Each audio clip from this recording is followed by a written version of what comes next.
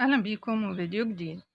بعد زواج دام لأكثر من عامين ونصف العام، طلاق الفنانة نيللي كريم يوم الجمعة من زوجها هشام عاشور لاعب الاسكواش المعتزل، بينما لم يعلن أي منهما على السوشيال ميديا خبر الانفصال، وما زالا محتفظين بمتابعة بعضهما على السوشيال ميديا.